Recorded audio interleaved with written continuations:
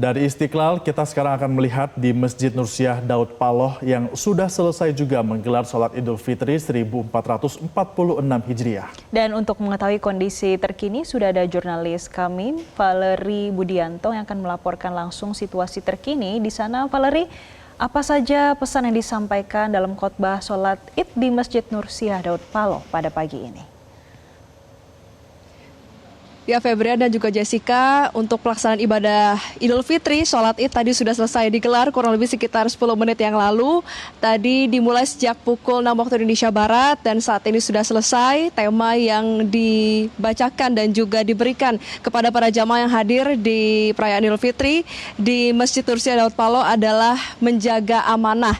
Khotibnya adalah Ketua KPU RI Muhammad Afifuddin, yang kita akan langsung tanyakan kira-kira apa saja pesan-pesan yang tadi sudah berhasil disampaikan kepada para jemaah.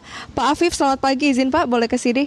Pak Afif, tadi temanya adalah menjaga amanah. Apa saja nih yang ingin disampaikan pada para jemaah yang hadir di Masjid Nursiah Daud Paloh? Ya, menjaga amanah itu kan sejatinya sangat luas ya. Kalau kita mendapat amanah berupa anak, harta, itu juga harus kita jaga dengan baik. Kita tasarufkan, kita pergunakan dengan baik, kita didik anak kita dengan baik. Kalau kita mendapat amanah jabatan, kita gunakan jabatan itu dengan baik sesuai dengan aturan dan tugas-tugas yang memang seharusnya kita lakukan. Jadi maknanya sangat luas bagi orang-orang yang punya profesi, pekerjaan-pekerjaan tertentu. Nah, menjaga amanahnya itu juga dilakukan dengan cara melaksanakan pekerjaannya dengan baik. Jadi amanah sebenarnya tidak mesti dimaknai sebagai bagian dari orang yang dapat jabatan saja, tetapi orang yang mendapat kepercayaan apapun itu adalah bentuk amanah dari Allah, Tuhan Yang Maha Esa, sehingga kita harus bisa menjalankan, mengemban amanah itu dengan baik.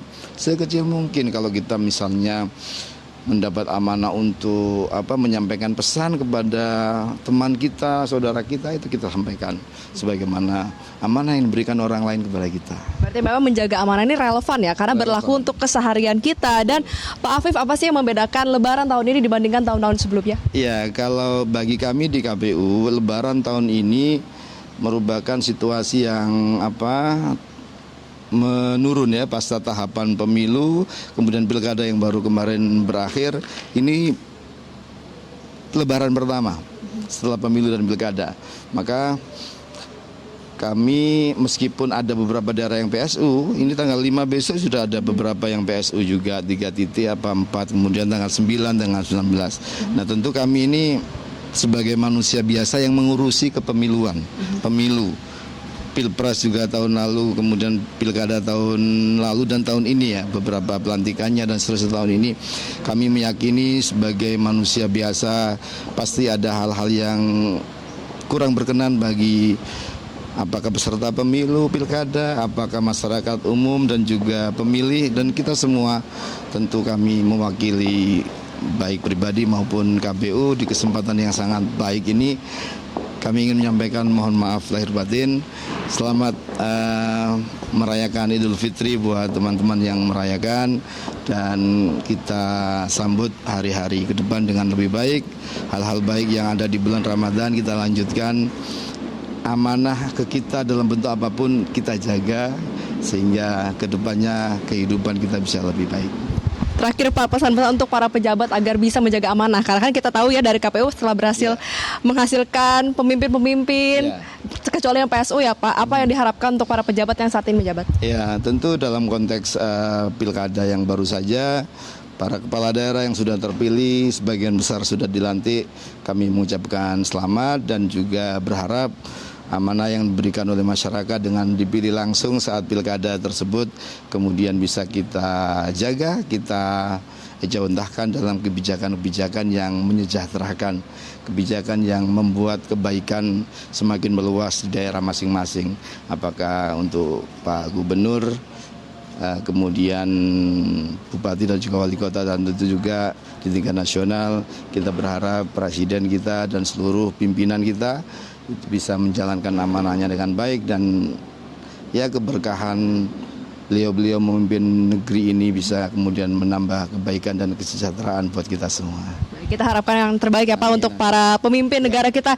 Terima kasih Khotib hari ini Ketua KPU RI Muhammad Afifuddin telah bergabung bersama kami. Selamat Hari Idul Fitri Pak. Mohon maaf lahir dan batin. Terima kasih Pak. Sehat selalu ya.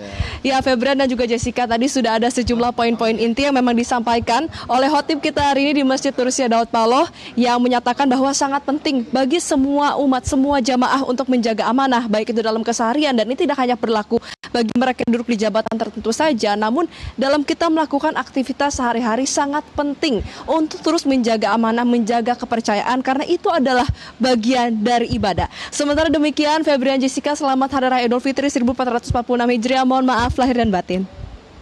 Mohon maaf lahir batin, Valeri Budianto, terima kasih atas informasi Anda. Dan Jessica, saya juga mengucapkan untuk Anda ya, selamat Hari Raya Idul Fitri, maaf lahir batin ya. Mohon maaf lahir dan batin juga Febrian. Kita sudah melihat ya, kalau tadi bagaimana sholat id yang sudah dilakukan pada pagi hari, tapi kita juga akan update bagaimana jalannya sholat id di tempat lainnya. Di Masjid Istiqlal. Namun, kita akan saksikan jeda pariwara terlebih dahulu pemirsa, selengkapnya hanya di live event Cahaya Kemenangan Metro TV.